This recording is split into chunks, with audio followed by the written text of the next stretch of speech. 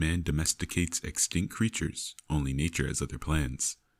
When industrial sabotage leads to a power outage, a group of people have to survive and escape the perilous land. How do they manage, or do they fall prey to the prehistoric predators hunting them? Hello, Lumar Cinematic Movies here. Today I will show you a 1993 American science fiction action film called Jurassic Park. The film was written by Michael Crichton and directed by Steven Spielberg. Spoilers ahead, watch out and take care. Our film begins as a group of heavily armed men are waiting to escort a metal bunk into a facility. Things go wrong when the animal being transported bangs on the bunk, causing one of the men to fall prey to it and is dragged off despite the best efforts to save him by the others. Elsewhere, a scientist finds a mosquito trapped in amber and smiles brilliantly. Our protagonist, Dr. Alan Grant, is a paleontologist looking to secure fossils from extinct dinosaurs. One day, they discover some of these are rare fossils, but are almost swept away by an oncoming helicopter. Industrialist John Hammond arrives with little apologies for his dramatic entrance. Dr. Ellie Sattler, a paleobotanist, comes into the camp cursing the man who almost cost them their work and quickly humbles when she meets Hammond. Now, Hammond has come to propose a job for these two. He invites them over his latest investment, Jurassic Park, a theme park of cloned dinosaurs. Yep, you heard that right. The park is on Isla Nublar, an island off the coast of Costa Rica. Of course, the two are skeptical, for good reason, as to how can you bring back an extinct creature? It's extinct. Remember where the man was eaten by an animal? Well, that was Hammond's employee, and he was mauled by a velociraptor. When this news gets out, the park investors, represented by lawyer Donald Gennaro, demand that experts visit the park to ascertain its safety. For this reason, Hammond invites Alan and Ellie for a tour of the park.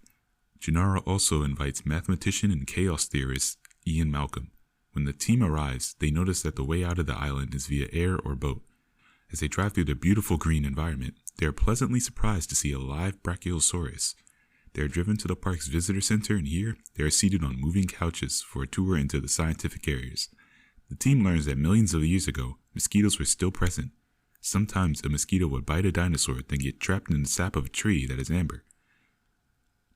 As the world evolves, the mosquito is still preserved in its original state and has the dinosaur blood in its bank. Scientists can draw out this blood and replicate DNA. They use the frog's DNA to fill in the gaps in the genomes of the dinosaurs. As a control measure, all the dinosaurs are made female. You don't want them to breed and outnumber us. The females are made by omitting exposure to testosterone during a critical period in its embryonic development. The excitement with the group is contagious, and they let themselves off their seats while Hammond complains that they need better locking mechanisms. The group witnesses the hatching of a baby velociraptor. They also visit the raptor and see it being fed a live cow. During lunch, the group debates about the ethics of cloning and the creation of the park. Malcolm warns about the implications of genetic engineering, saying nature cannot be held down and it will always seek a way out. He scoffs at the park's conceptualization, saying that it would inevitably break down. You had better believe him, guys. This is a chaos theorist. As the team continues its tour, it is joined by Hammond's grandchildren, Lex and Tim Murphy. Lex is a computer nerd, and her brother is constantly making fun of her. On the other hand, Tim is an adventurous soul looking to cause trouble anytime. The team proceeds with the tour, and Hammond is left at the control room, overlooking the drive from the control room. However, the tour does not go as planned, as most of the dinosaurs do not appear to be viewed. Malcolm jokes that the animals are not for show. Frustrated, Alan jumps off the car when Malcolm flirts with Ellie. Ellie jumps off too, and the kids join them. They walk on a dirt path and find sick triceratops.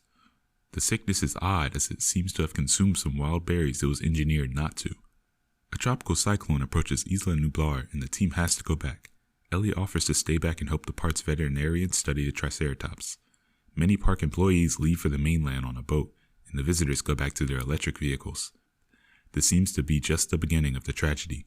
The park's lead programmer, Dennis Nedry, is the disgruntled man who takes advantage of what he is offered. He has been bribed by Dogskin, a man working for him and his corporate rival, to steal the fertilized dinosaur embryos. He fakes a soda break and deactivates the park's security system. This helps him get control of the unauthorized embryo room and steal the embryos. He gets to the unit and parks the embryos in a storage can disguised as shaving cream, then runs away. This sabotage causes a major power outage throughout the park, deactivating security systems and shutting off the electricals. Our guests are now stranded just outside the park's Tyrannosaurus Rex paddock. Previously, the Rex had been given a goat to feed on, but it did not show. Now, the two vehicles are parked near it and they notice the goat is gone. Suddenly, they hear thuds, and the Rex approaches the vehicles. Malcolm and Alan are in one, and Alan tells Malcolm to stay still as the dinosaur will not see them. In the other car, Gennaro gets out of the car and rushes towards a stall to hide. Lex turns on a flashlight and this causes the Rex to attack their vehicle. It overturns it and starts tearing it apart so it can get to the screaming kids. Alan and Malcolm use flares to distract them, and accidentally, Malcolm throws one to the stall Gennaro's in. The Rex comes running towards him and he gets injured. It then destroys the shed and this exposes Gennaro, who is sitting on the toilet. Like a lamb left for slaughter, the Rex devours him. Lex and Grant manage to escape, but the car traps Tim. The Rex pushes it to the ridge below. Luckily, Grant manages to save Tim from the crashing car. Nedry had been called by his handler to deliver the cargo to the island docks.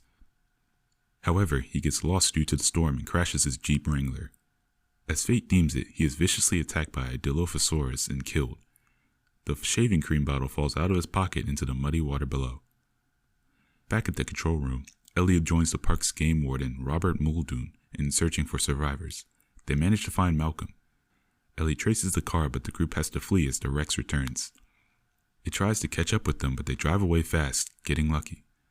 Alan, Lex, and Tim find a huge tree. They climb it, seeking refuge, and fall asleep. From afar, they can see the long-necked Brachiosaurus. In the morning, the trio is awakened by a Brachiosaurus feeding from the tree they are in. As it is a herbivore, the team pets it a little before it flees. The team discovers broken shells of dinosaur eggs, and Alan discovers that the dinosaurs are mating. Lex says it was an impossibility, but Alan tells him that certain frogs from West Africa can change their sex in a single-sex environment. This allowed the dinosaurs to do so as well. Seems like Malcolm was right, nature does find a way. Back at the control room, Hammond now realizes that Nedry is not coming back. They need to find a way to activate the system, but they cannot do that as Nedry left his system password protected. The only way is if they shut down the system completely and restart it. Chief Engineer Ray Arnold volunteers to go to the power room right across from the protected area. The team goes on to the bunker and Arnold goes off to help repair the system. After a while, Ellie finds it strange that the power is not back on and volunteers to go find out what the problem is. Robert goes with her. In the wild, Robert tells Ellie that they are being hunted by velociraptors. He tells her to run to the power room as he has got his eyes on the raptor. Ellie runs and gets in the power room. Hammond has issued her with a walkie-talkie. He guides her through the rebooting process. Meanwhile, Alan and his team encounter fleeing dinosaurs and Alan equates them to birds fleeing from a predator.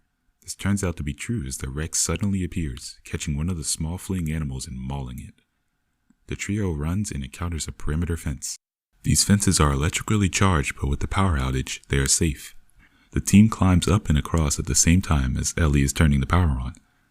An alarm rings signaling the current and this petrifies Tim, who refuses to climb down. Ellie turns on the power and the shock jolts Tim, knocking him towards Alan, who catches him. He resuscitates him and the group finally reaches the visitor center. Ellie is attacked by a raptor, but she manages to flee. Robert is not so lucky. Alan leaves the kids to go look for Ellie and sees her running. The two go to the bunker. Tim and Lex are having a meal when Lex sees a raptor in the shadows. The two flee to the kitchen, and it is a game of cat and mouse, with the kids being the mice these two raptors are determined to feast on. They manage to escape the raptors and run into Ellie and Alan. The group goes to the command center to turn the system on and activate security perimeters. Ellie realizes that the dinosaurs can open doors as easily as men can. Alan goes to shut the door, but the locking mechanism won't work, so Ellie goes to help him keep the raptors out. Lex looks at the computer screen and realizes she can hack the system and activate the security protocols. She does this and the lock mechanisms click into place. Alan calls Hammond and asks him to call for help. The group breathes a sigh of relief that is quickly replaced by fear as the raptors want to get in through the screen windows. They quickly climb on a ladder to the vents above, but the raptor still seeks them out. They get to the reception area and are now cornered by 4 hungry raptors. This seems to be the end for this group as the raptors start moving towards them. At this moment, with seconds to demise, the Rex appears gracefully sweeping off one of the raptors. This great and huge beast saves the day. Well, don't just stand there, run! The 4 run to a car and drive off to the helicopter pad. The Rex is left consuming its weaker predators. They reach the helicopter and Hammond and Malcolm join them as well. Hammond takes one last look at the park he had devoted his time and resources to, the park that nearly killed his grandchildren. In the copter, Alan tells Hammond that he does not want anything to do with Jurassic Park, and neither does Hammond. This is what we had prepared for you today. Let us know what you think of this film in the comments section below. Remember to like and subscribe. Share and turn on that notification bell for more oldie but goodies. Cheerio.